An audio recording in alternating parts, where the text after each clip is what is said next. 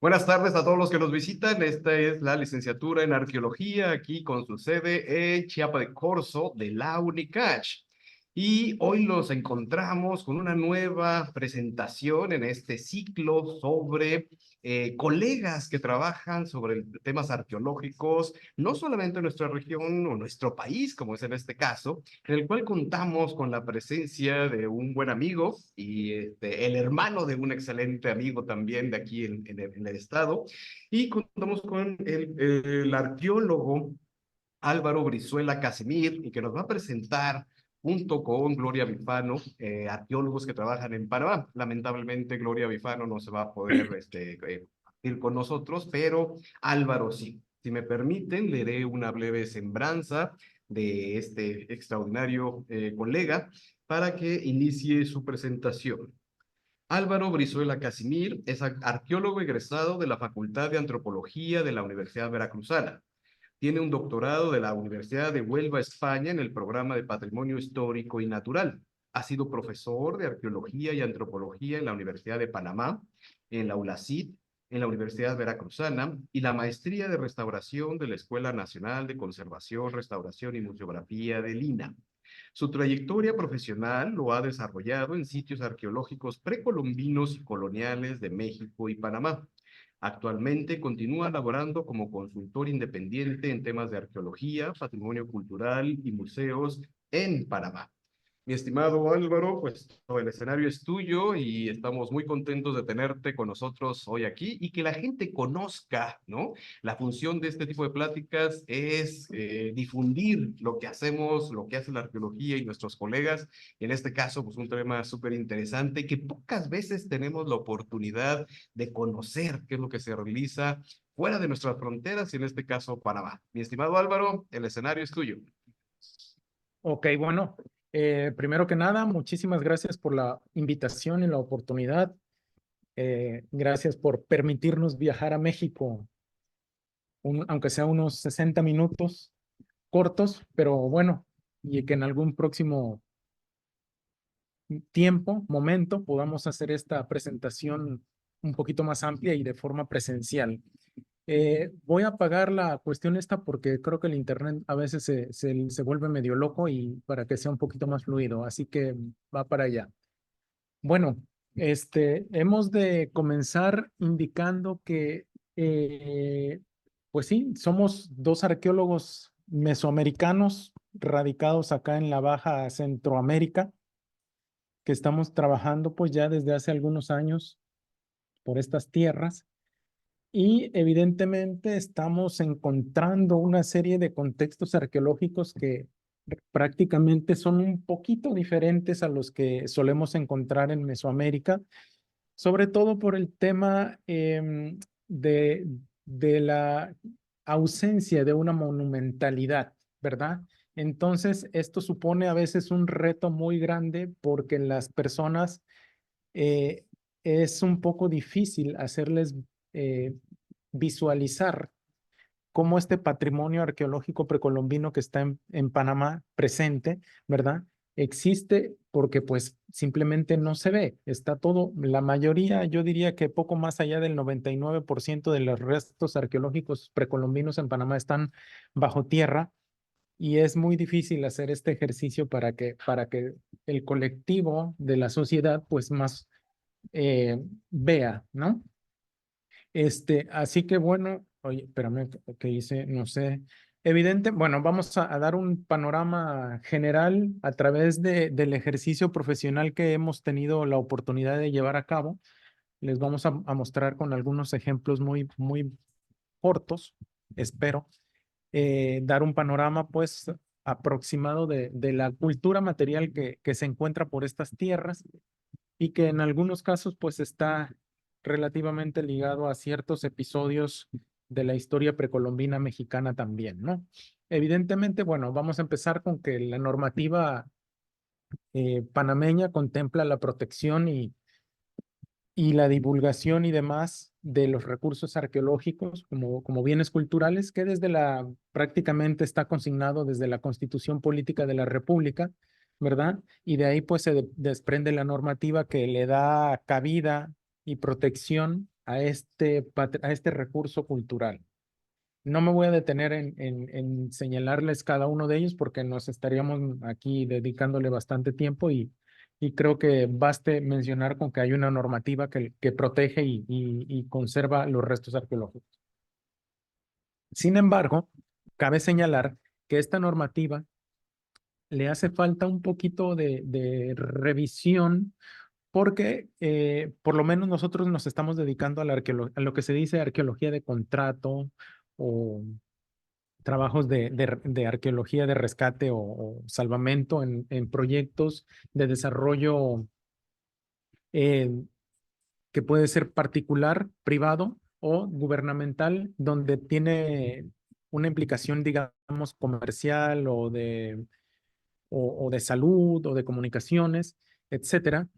Y en estos casos, la mayoría de los hallazgos arqueológicos que uno documenta durante los levantamientos de la línea base para determinar si el proyecto impacta o no algo arqueológico, pues prácticamente nos dan tiempo de hacer lo que puede ser o un salvamento o un rescate muy puntual y obviamente son elementos de la cultura localidades arqueológicas que desaparecen por el desarrollo propio del que se trate, ¿no? Que sea una carretera, una hidroeléctrica, un residencial, etcétera, o cualquier tipo, ¿no?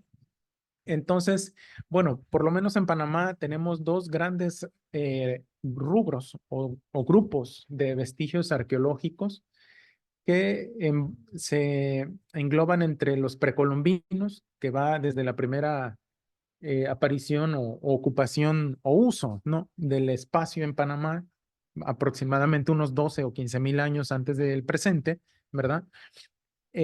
Hasta el contacto con los europeos. Por acá no se usa mucho el concepto de colonia o conquista, sino se habla de contacto, que eso también tiene otras implicaciones socioculturales de matiz y demás, ¿verdad? Y el otro, los recursos históricos que van prácticamente desde este momento del contacto hasta prácticamente 100 años atrás, o sea, contando el día de hoy, 100 años hacia atrás, esos son elementos que se consideran como parte de los recursos arqueológicos. Entonces, Panamá, a grosso modo, ha sido dividida en tres grandes regiones, ¿verdad? En este caso, yendo de occidente hacia oriente, tenemos la región occidental, que es la Gran Chiriquí, que colinda con la República de Costa Rica.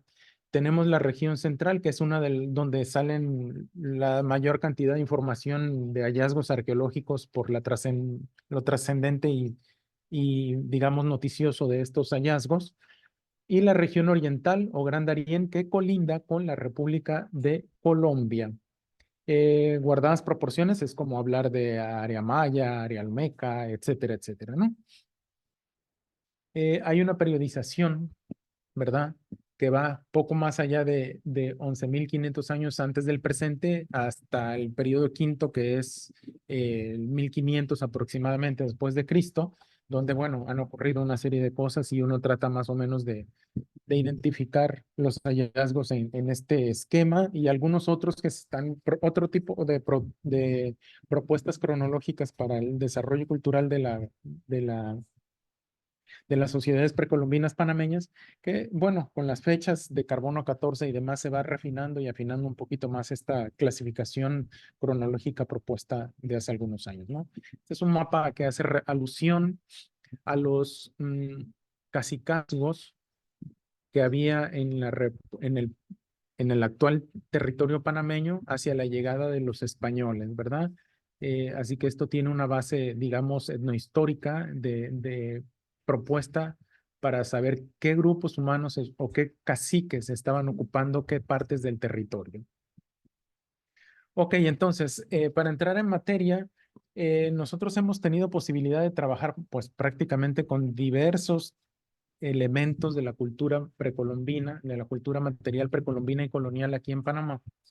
Y bueno, vamos a empezar con la documentación del arte rupestre, que hacia el año 2002 fue específicamente elevado a monumentos históricos nacionales a través de una normativa que los protege, no importa si han sido documentados por un arqueólogo, por un explorador, por alguien que los haya hecho públicos, sino que aunque no estén documentados, cualquier hallazgo nuevo de un lugar con petroglifo se considera como monumento histórico nacional.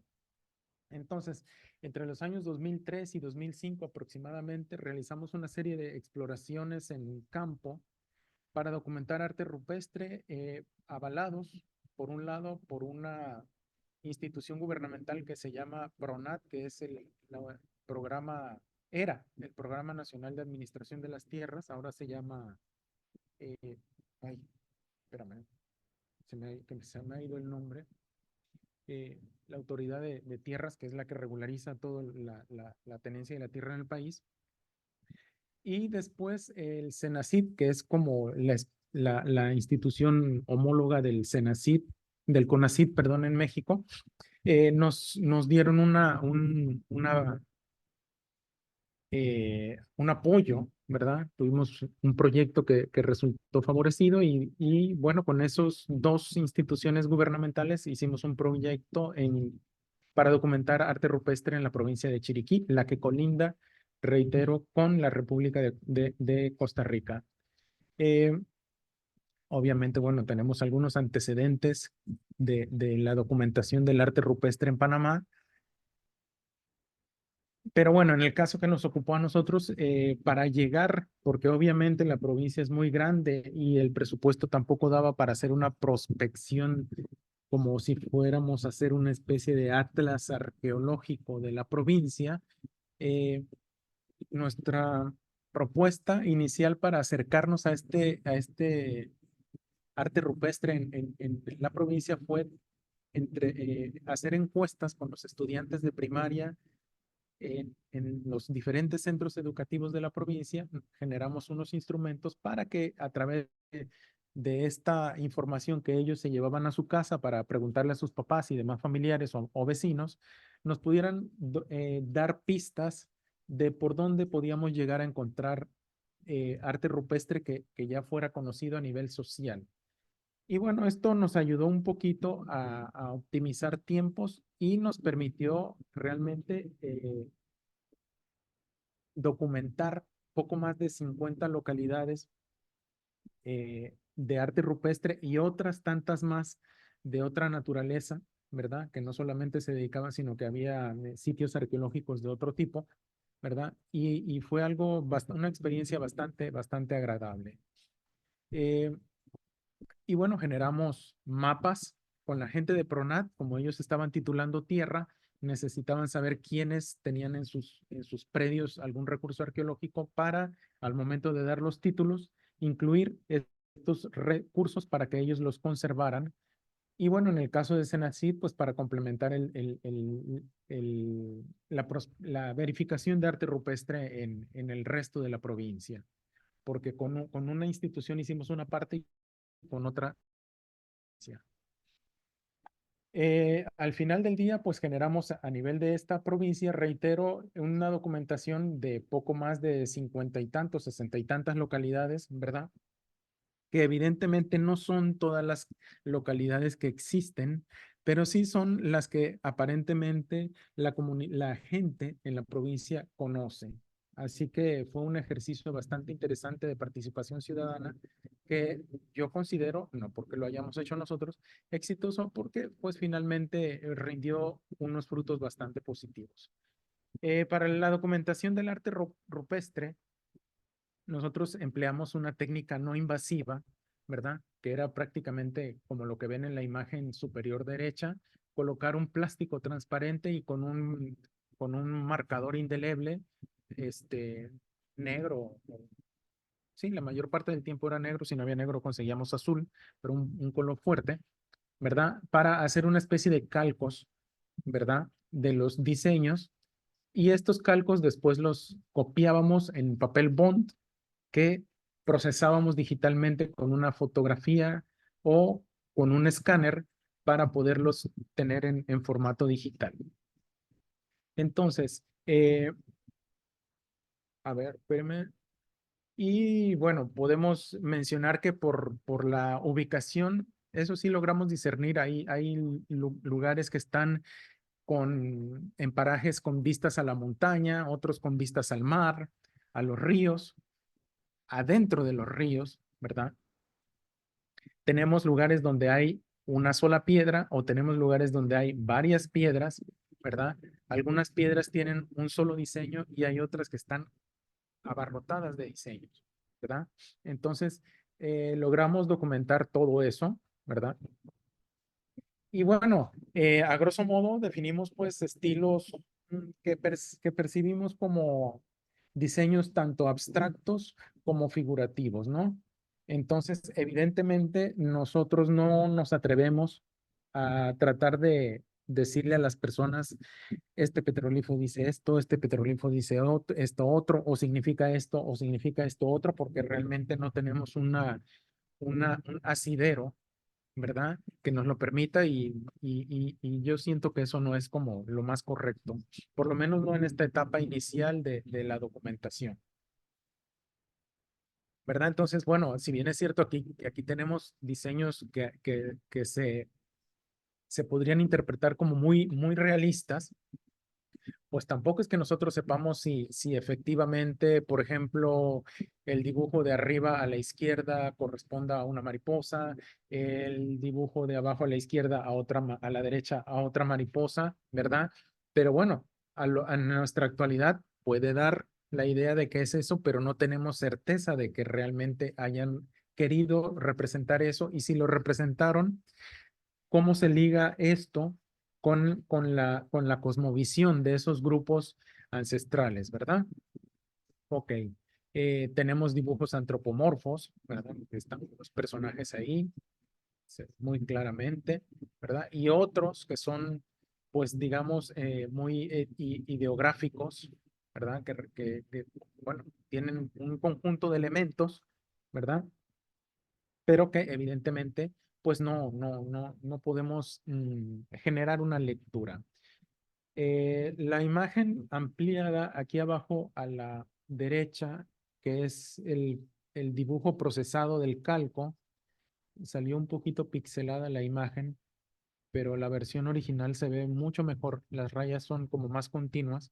Pero bueno, esta es la idea de nosotros, pues para ir eh, registrando los elementos que a veces la foto no es muy clara, a veces el sol cuando llegamos allá tampoco nos permite tener una buena lectura y evidentemente es poco permitido o no está bien que nosotros lleguemos a pintar los diseños para poder tener una buena foto, ¿no? Eso en términos de documentación de registro arqueológico no es una opción, digamos, válida. ¿Ok? Hicimos un ejercicio también para identificar cuáles eran los elementos mínimos de cada uno de estos diseños, ¿verdad? Que ustedes ven, por ejemplo, la composición de aquí abajo, ¿verdad? Que tiene diferentes elementos. Pues tratamos de, digamos, llevarlos a su mínima expresión para saber cuáles eran los diseños, los elementos que conformaban estos diseños y también ver en qué lugares se repiten estos diseños, ¿verdad? No con un fin, reitero, de leer, sino simplemente decir, ok, ¿dónde tenemos espirales? Bueno, espirales están en los sitios fulano, perengano, etcétera. ¿Dónde hay puntos? Los puntos están en tales o cuales hallazgos, ¿verdad? Etcétera. Pues para ver si teníamos algún elemento de significancia, por decirlo de alguna forma. ¿Ok?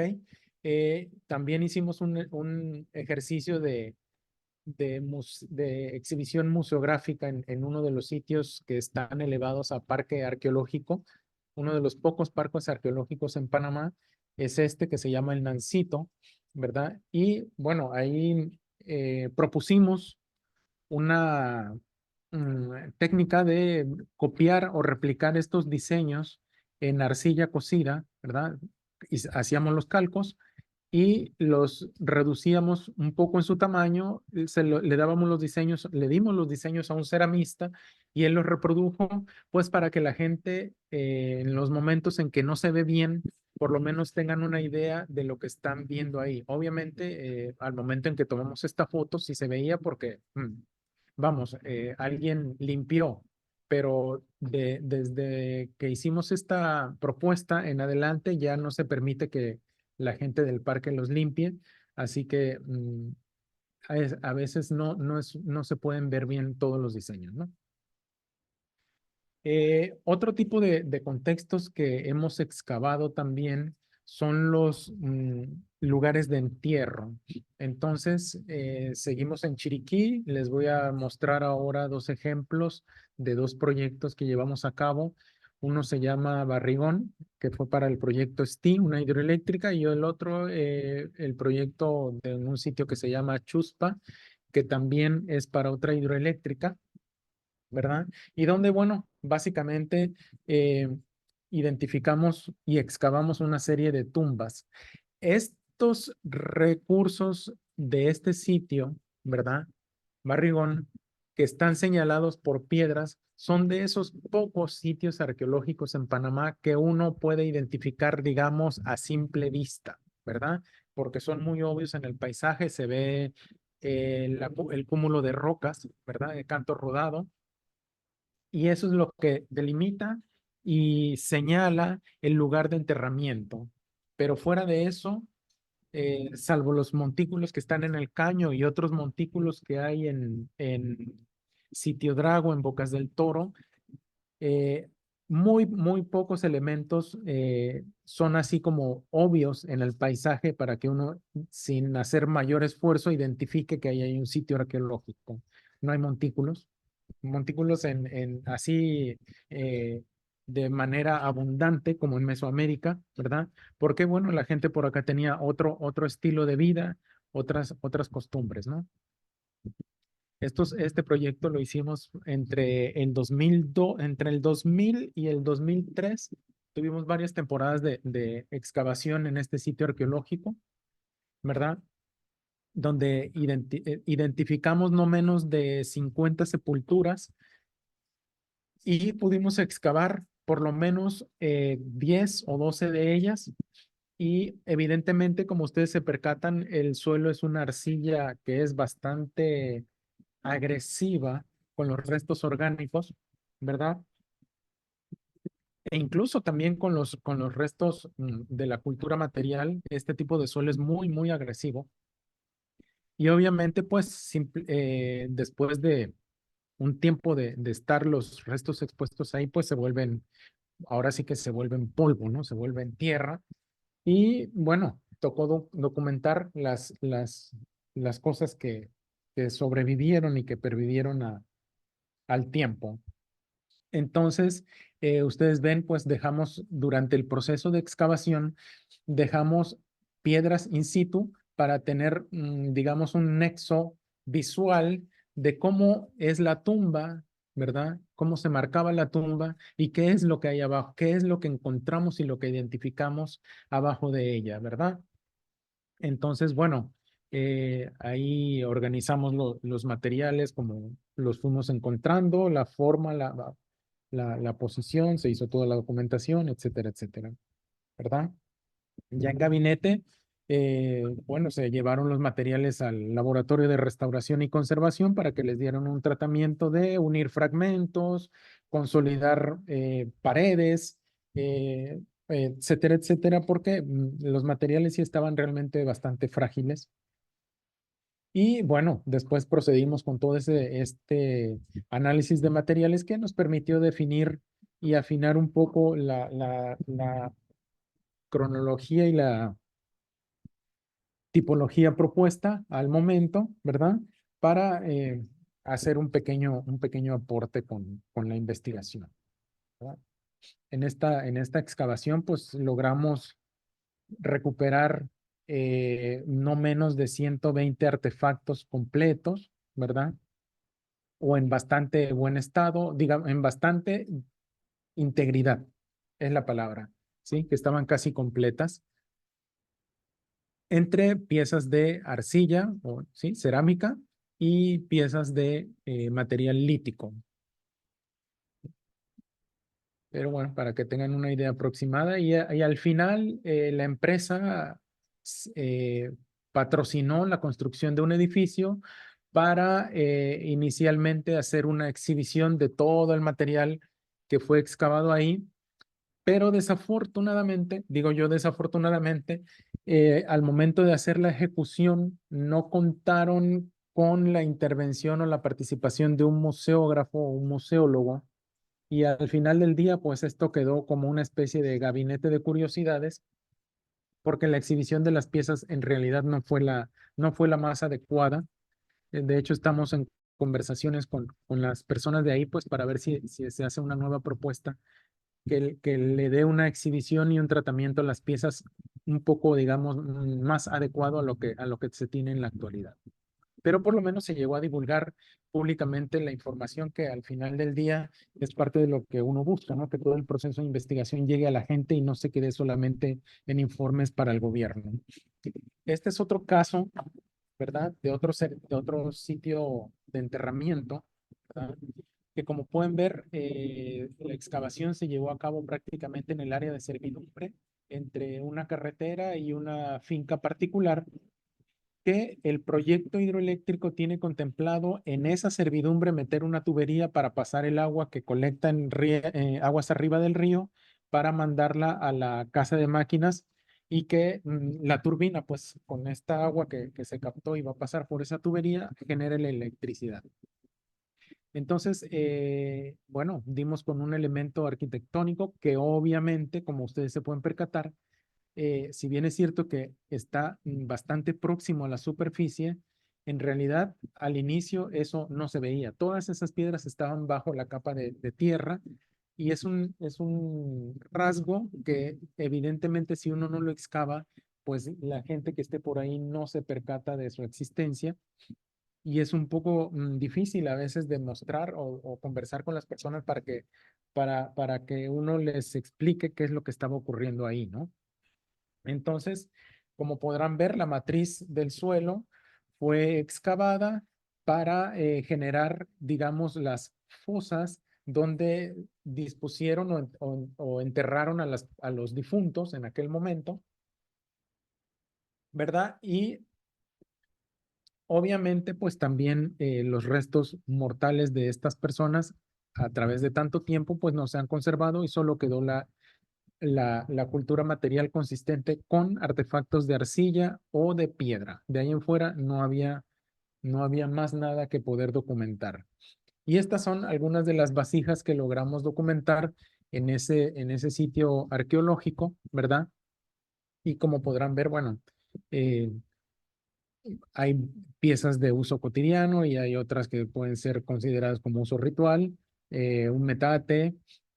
Valga comentar que los metates de este sitio y del que les enseñé hace un momentito, hicimos análisis de fitolitos y demás, y bueno, nos reportaron presencia de, eh, ¿cómo se llama?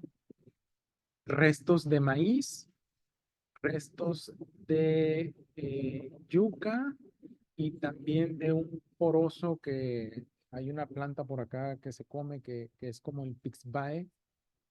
No sé si lo conocen, bueno, voy a hablar de él, pero es como un coquito, bueno, muy sabroso, por cierto, muy nutritivo.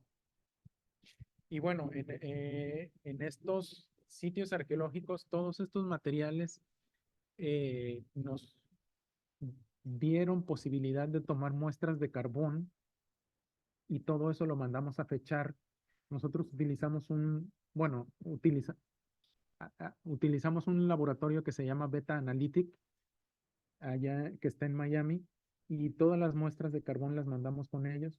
Nos da mucha confianza, y otros colegas acá en Panamá también mandan las fechas allá, así que digamos que se usan los mismos procedimientos, y es más fácil tener un nivel de confianza un poco más elevado en cuanto a los resultados, ¿verdad?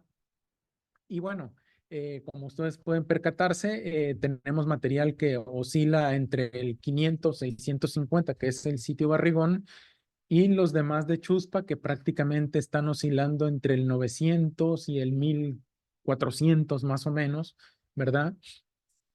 Entonces son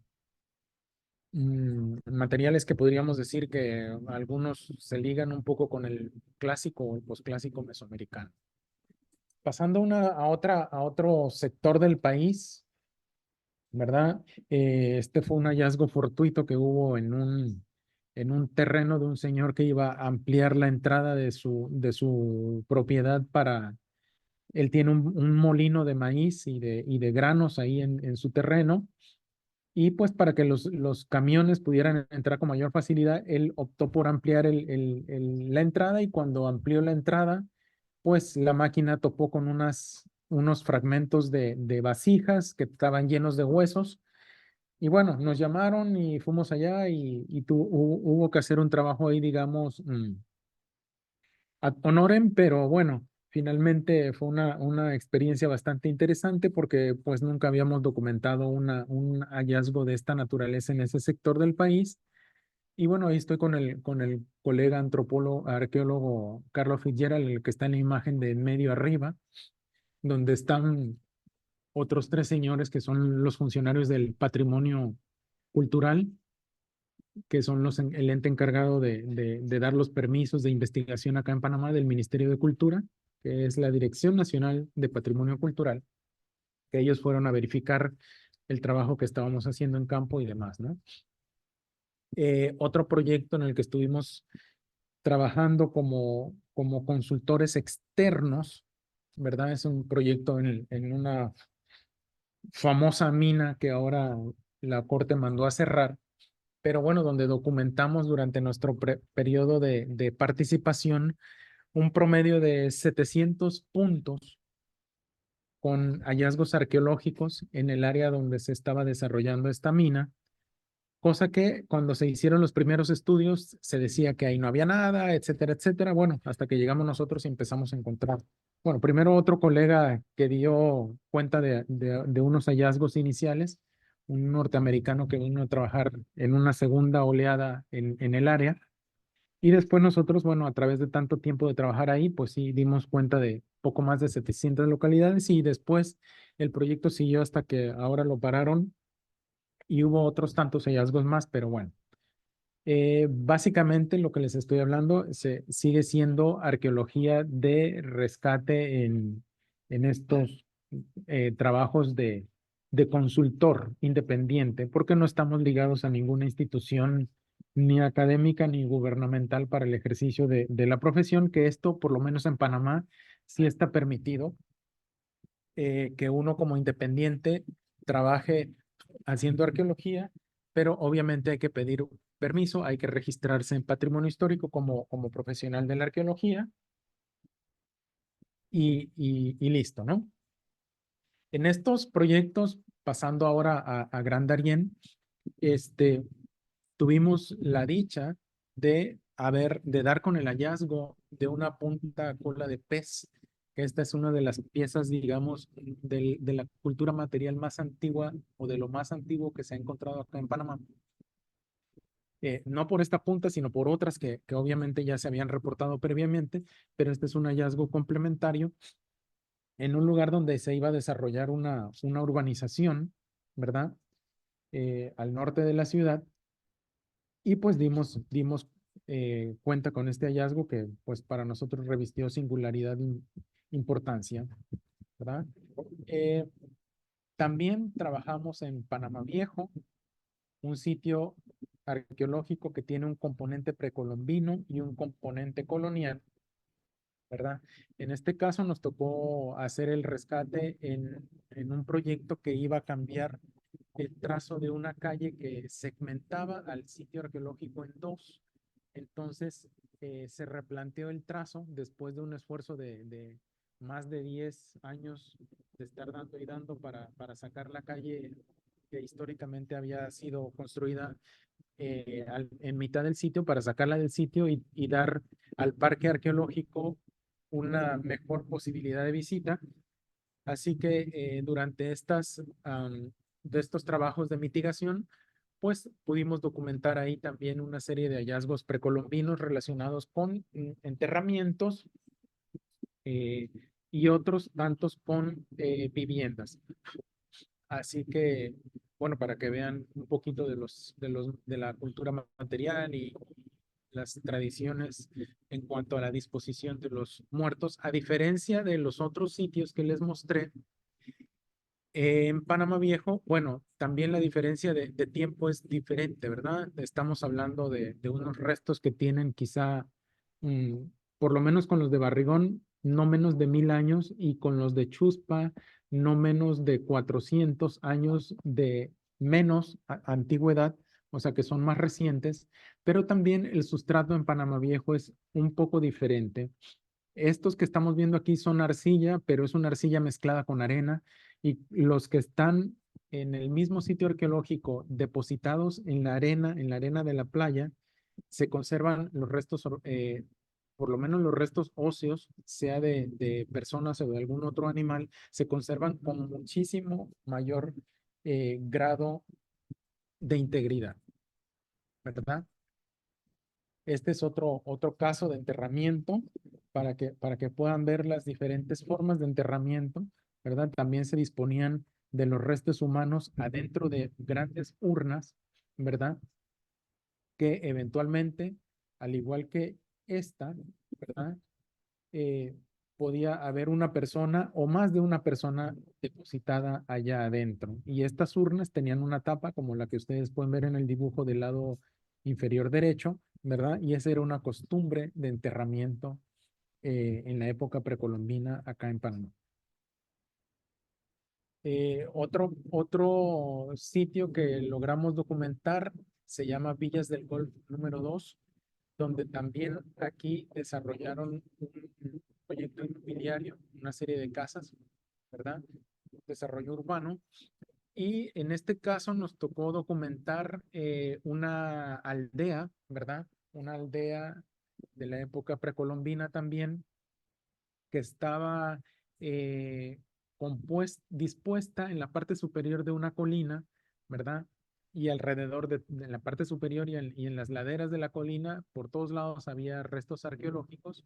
Y bueno, a través de una serie de excavaciones extensivas, pues logramos documentar varios rasgos, ¿verdad? Con material bastante interesante, ¿verdad? Que también tiene antigüedades muy variadas, que van pues prácticamente desde el 750 hasta casi algunos años antes de la conquista. Este es otro proyecto que se llama L2R, que se documentó en área, que reitero, como pueden ver en la imagen de abajo, la gente lo ve pues como un potrero, un terreno baldío, etcétera, etcétera, pero pues cuando uno no ha excavado ahí, pues es difícil, pero en este lugar también nos encontramos otro contexto doméstico, ¿verdad? Que al igual que, perdón, que al igual que en Villas del Golf, son lugares donde la gente vivía antes, ¿no? Y obviamente son, digamos, caseríos, y caseríos que son dispersos. No es que estaba una casa al lado de la otra, no había casitas por todos lados en un espacio pequeño, ¿no? Sino que en un punto había una casita y de repente a 50 o 100 metros de distancia pudo haber otra, y son aldeas, digamos, pequeñas con espacios domésticos dispersos. Es decir, que cada casa tenía, digamos, por decirlo así, un patio muy grande donde la familia, pues, de repente pudo haber sembrado o tenido algún animalito, etcétera, ¿no?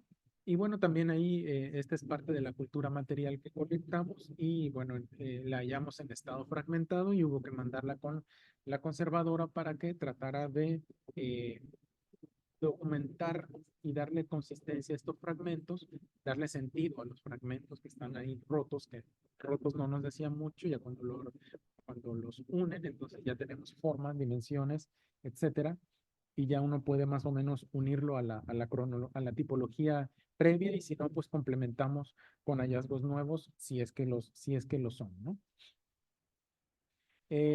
Dando un giro entonces al ámbito colonial, estamos nuevamente en Panamá Viejo. Este es otro componente, el componente colonial del sitio. del mismo proyecto de la vialidad que les había comentado hace un momentito, ¿verdad? Y donde, bueno, a través de una serie de excavaciones extensivas pudimos documentar también eh, contextos religiosos, contextos domésticos, contextos eh, en cuanto a lo precolombino, pues de uso civil, por decirlo de alguna forma, ¿verdad? Y donde, bueno, la cultura material estaba asociada, en este caso sí, a elementos arquitectónicos y a elementos de mobiliario o restos de mobiliario, ¿verdad? Este es otro punto de la documentación del sitio, donde excavamos también un contexto, perdón, el anterior es un contexto religioso, ¿verdad? Y este es un contexto doméstico, donde podemos notar un piso de cantos de piedra de río mezclado con hueso de patas de vaca para este diseño que ustedes ven ahí en el piso, ¿verdad? Estas líneas curvas, ¿verdad? Todo esto está hecho con, o lo hicieron pues, con huesos de pata de vaca, con las uniones metatarsos y estas cosas, ¿no? Y canto rodado, piedra de río, ¿verdad? Y bueno, este contexto doméstico, hay, entre muchas otras cosas que encontramos por ahí, vale resaltar pues la presencia de llaves, una herradura adentro de la casa, tachuelas, todo esto era parte de lo que adornaba los muebles, ¿verdad? Digamos, sillas, baúles, mesitas, etcétera, dedales, ¿sí? Monedas, etcétera, etcétera. Y bueno, diferentes elementos de la cultura material. El piso en este dibujo, esto que estamos viendo aquí, se encontró prácticamente en este espacio.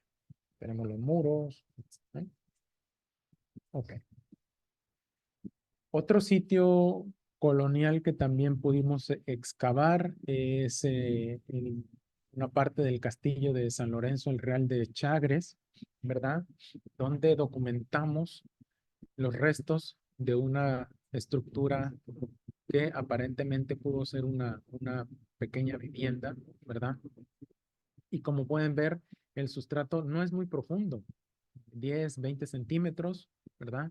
Justo lo que cubría las piedras, porque valga mencionar que en superficie esto tampoco se veía, ¿no? Y como pueden ver, el ancho del muro tenía algunos horcones.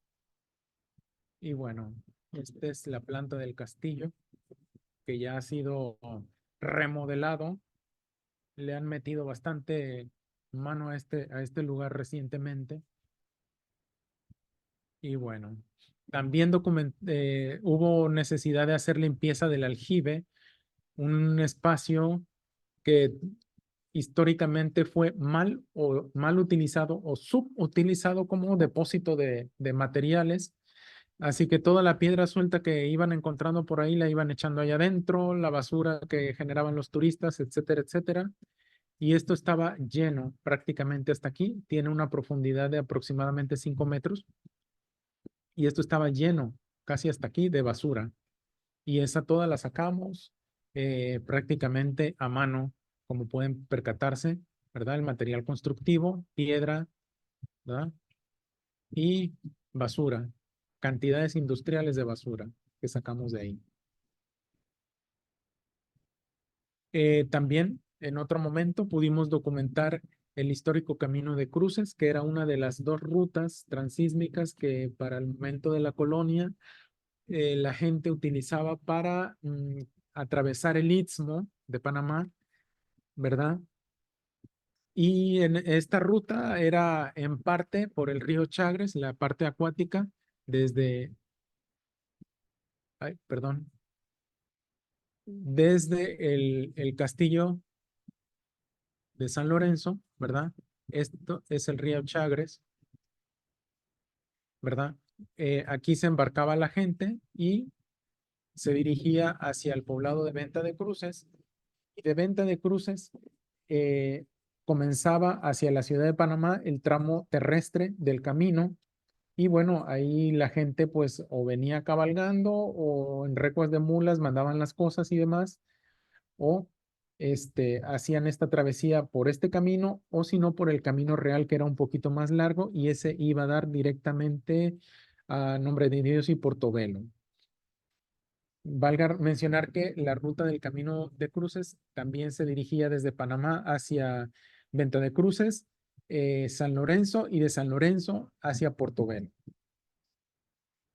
Entonces, bueno, como pueden percatarse, estos son algunos restos del Camino de Cruces que también hubo necesidad de documentar para otro proyecto donde iban a hacer una instalación de una tubería para abastecer de agua potable a la ciudad de Panamá, ¿verdad? Y la tubería la van a pasar por aquí, en un área previamente impactada. Así que este segmento incompleto del camino obedece a la construcción de una línea de transmisión eléctrica que se hizo en los años 80 y la servidumbre le metieron maquinaria a todo y se llevaron todo lo que había, incluido los restos del camino de cruces, un segmento.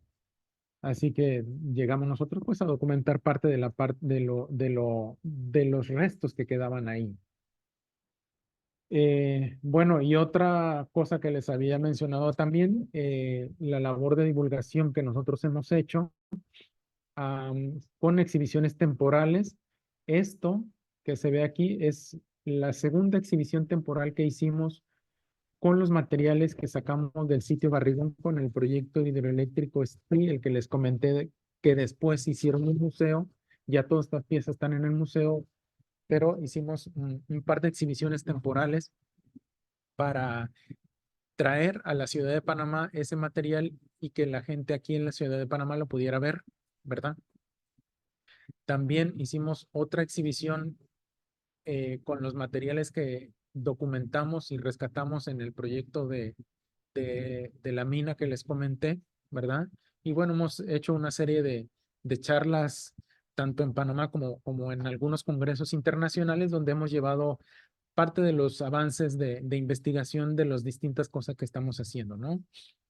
También hemos hecho un ejercicio de interpretación con fines museográficos en una exhibición que tenemos en curso, que esperemos estar eh, inaugurando pronto, ¿verdad? En la cual pues estamos tratando de recrear un poco la figura humana, cuál es la posición del cuerpo, ¿verdad? Y en relación con la cultura material asociada, ¿verdad? Obviamente aquí sí tenemos parte de los huesos que estaban en la tumba, así que esto no es un invento, estamos tratando de hacer una interpretación a partir del dato arqueológico, ¿verdad? Que logramos documentar en campo. Eh, Aquí se ve una imagen, ¿no?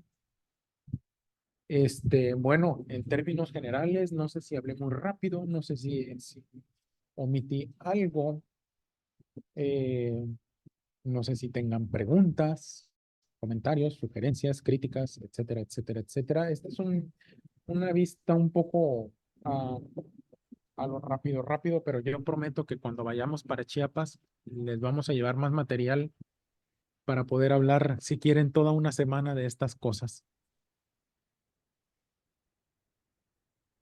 Hola, Bueno, mi hola, hola. estimado Álvaro, muchísimas gracias por tu presentación. Se nos hizo sumamente interesante y de entrada, pues muchas felicidades.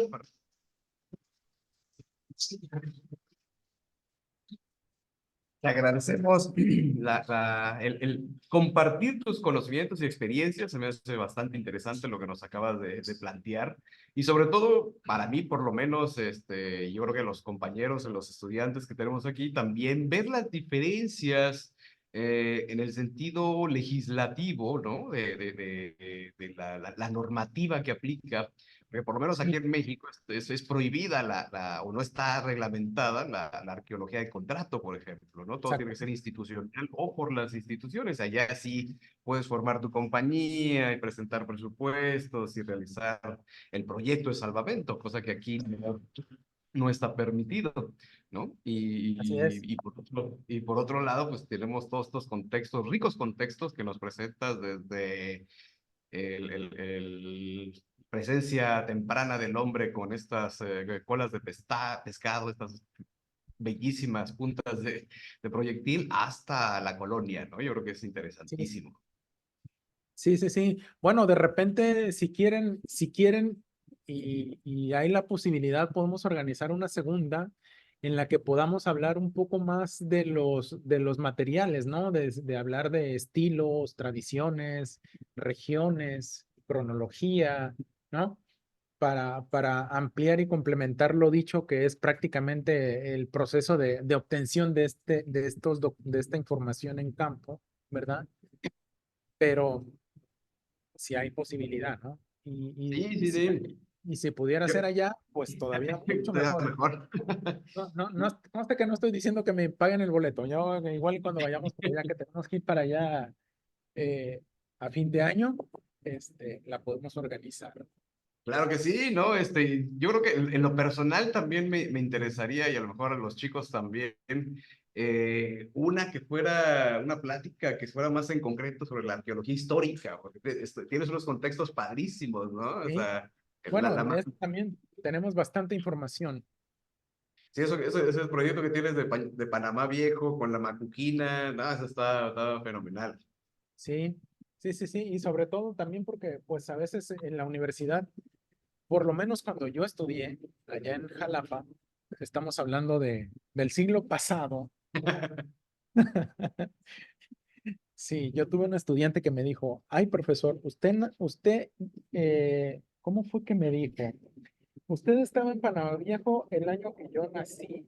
Usted es toda una reliquia. Yo me sentí una reliquia de verdad. Entonces, pues sí, cuando yo estudié realmente la arqueología colonial, yo creo que en México apenas estaba empezando a tomar en serio, ¿no? Sí había mucho trabajo de los arquitectos restaurando o reconstruyendo, si se quiere, pero los arqueólogos como que estábamos relegados a esa área del conocimiento y llegó un momento pues como que ya el INA incluso se empezó a involucrar un poco más y ya creó todo un departamento de investigación colonial, ¿no?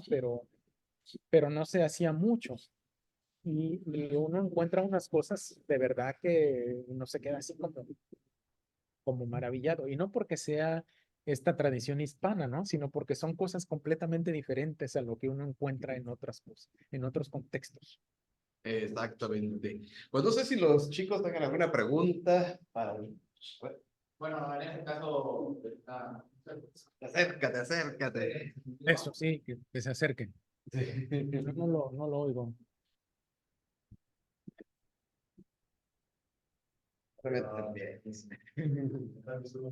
bueno, buenas tardes, arqueólogo. En este caso, usted muestra muchas cerámicas, vasijas, y mi pregunta va relacionada en qué cultura es la que nos está mostrando, porque solo pude notar, bueno, no sé si lo mencionó, no lo escuché, solo menciona Panamá Viejo, entonces quería hacer como el énfasis en qué cultura se relaciona a este tipo de vasijas y cerámica que está encontrando. Ok, bueno, esa es una muy buena pregunta. Básicamente, en Panamá estamos hablando de estilos, ¿verdad? De estilos cerámicos o tradiciones líticas y demás.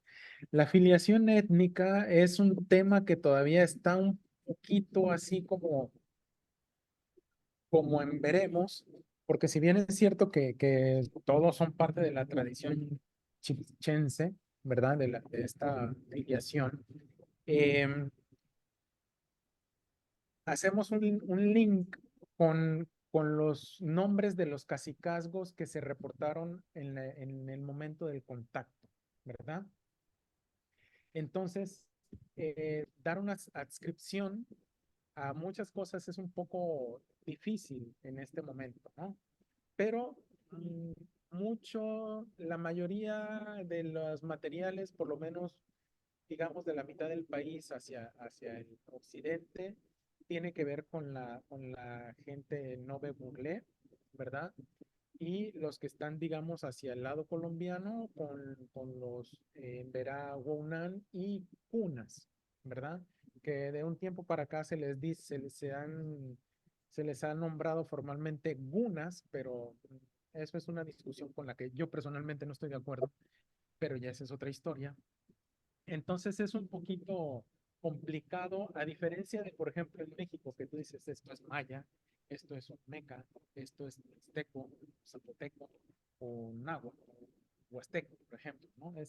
Todavía no podemos llegar con cierto nivel de claridad a eso, más allá de decir que, bueno, pueden ser los ancestros de los Nove, etcétera, ¿no? No sé si Bueno, y mi respondí. segunda pregunta va más relacionada sobre la temporalidad de estas. No sé si también lo mencionó, no recuerdo haberlo escuchado, pero si me podría aclarar también en qué temporalidad están datadas este tipo de cerámica. Ok, para allá. A ver, para el otro lado. Bueno, por ejemplo, las que fechamos aquí, las que tenemos fechas son estas que les había mencionado, ¿no? Pero dentro de la... Ahí voy.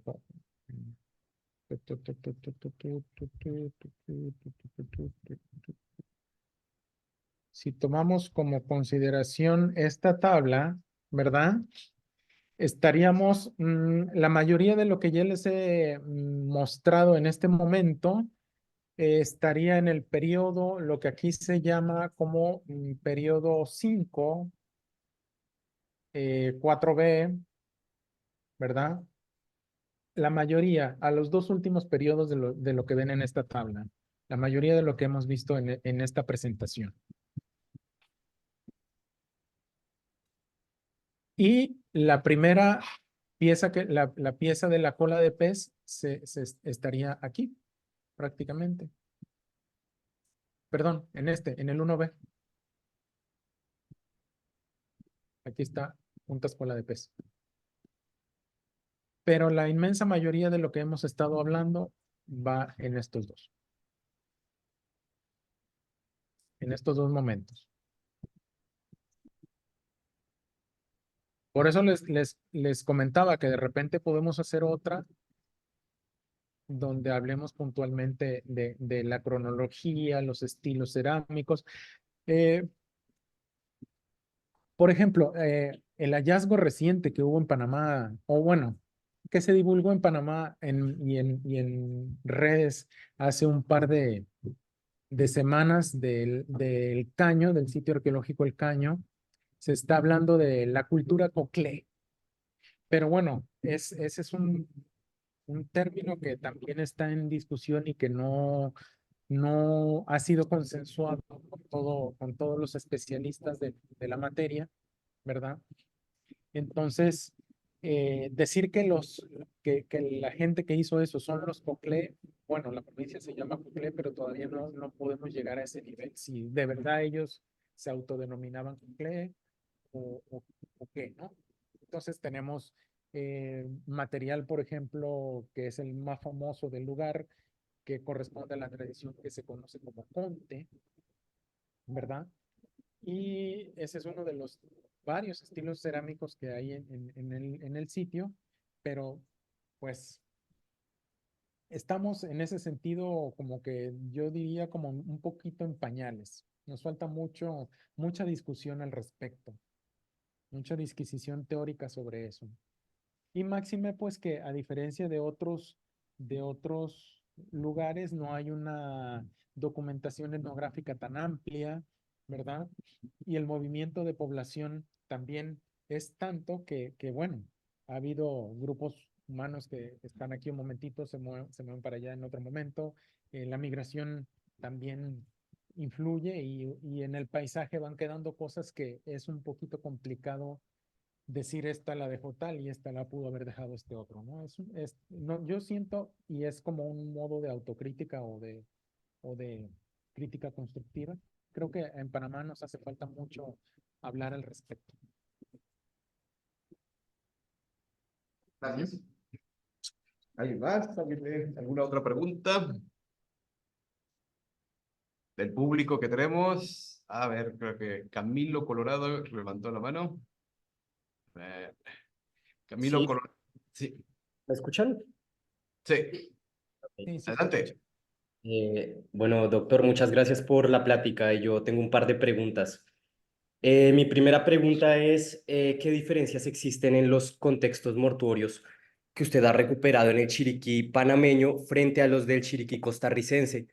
Esto lo digo considerando el hallazgo de sitios en el sur de Costa Rica como Murciélago, como Panteón de la Reina, donde se ha identificado una organización bastante marcada, bastante jerarquizada de los sitios de enterramiento, donde hay algunos contextos de élite marcados por la presencia de aterrazamientos, laderas, pues en cuya cima estaban situados los difuntos de mayor estatus o de mayor prestigio.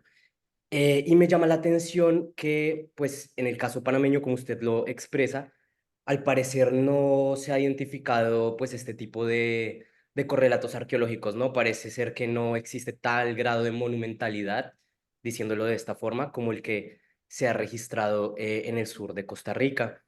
Y mi segunda pregunta es si existe la posibilidad de consultar los informes de excavación de los contextos mortuorios del área Coclé o dónde está disponible esta información. Muchas gracias. Ok. Bueno, a ver, eh, coincido contigo en cuanto a la primera parte, ¿verdad? Evidentemente no hay por lo menos en los lugares donde hemos excavado, bueno, valga mencionar, Chuspa, solamente dimos con el hallazgo de un sector muy puntual, ¿verdad? Con enterramientos, digamos, 2 tumbas, ¿no? Entonces, en ese sector del país que es el más próximo a Costa Rica, de lo que hemos presentado ahora, eh, no tendríamos una forma más allá por lo menos con la experiencia de Chuspa, reitero, ¿no? De hacer este correlato. Y evidentemente no hay una posibilidad de identificar, por no contrastar, por no tener elementos de contraste en el mismo sitio, esta mm, estratificación si es que la hubiera, ¿no?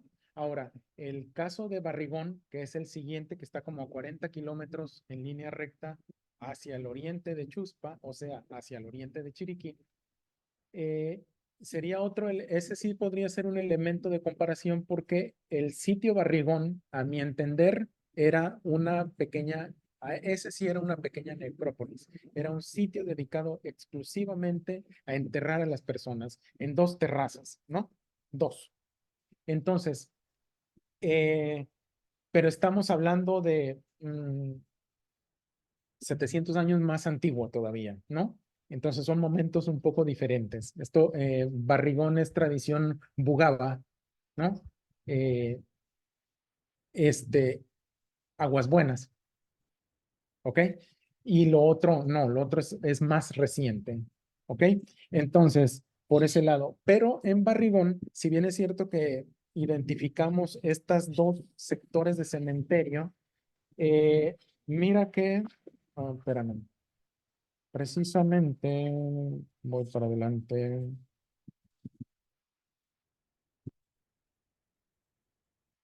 Ay, esto me está jugando una broma, ya no sé en dónde, ok, ¿cuál debe aplastar? Ok, digamos, las 2 fotos del lado izquierdo y la de abajo a la derecha son de la parte más amplia del cementerio.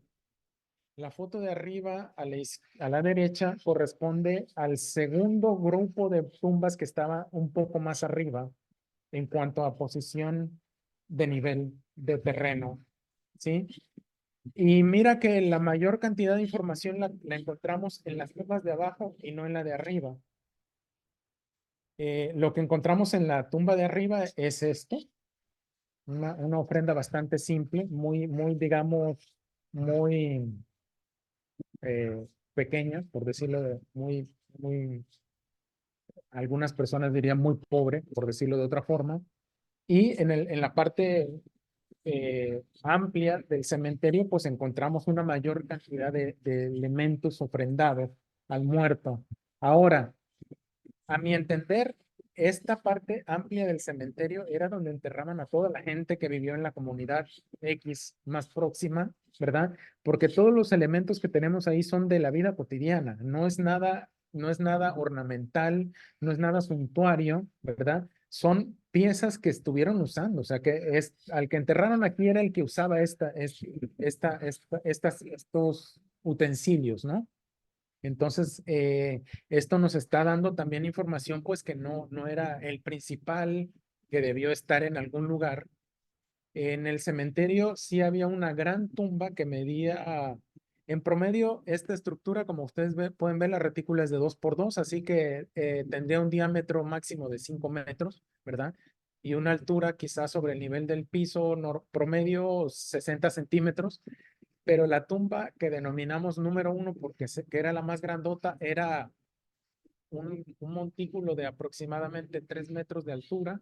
Imagínate arrumar 3 metros de altura de piedra de río con un diámetro de aproximadamente como 8 metros o 10 por ahí, no recuerdo exactamente cuándo, y excavamos varios puntos y nos fuimos a profundidad y no encontramos tampoco eh, eh, una exuberancia que dijeras aquí enterraron al principal, ¿no? ¿No? Pero obviamente toca buscar y toca seguir trabajando un poquito más al respecto. Ahora, con relación a la segunda pregunta, yo creo que los reportes deben estar, los reportes de campo deben estar en las oficinas de patrimonio histórico, en el Ministerio de Cultura, y pues es cosa de acercarse allá y pedirlos, ¿no? Aunque ellos han publicado bastantes cosas, pero ojo, la publicación no siempre corresponde a lo que uno reporta en un documento técnico de excavación, ¿no? Y habría que ir allá, pues, para ver si ellos tienen copia de eso, y esa es una pregunta interesante, porque hay varios proyectos que han generado mucha información de publicaciones, pero tienen pocos informes en patrimonio histórico. No sé por qué, si se han perdido o qué es lo que ha pasado, pero yo me imagino que lo del caño debe estar ahí, sobre todo también porque ellos, como trabajan con financiamiento de Senacid y demás, tienen que entregar documentos periódicos de avance y técnicos y demás, ¿no?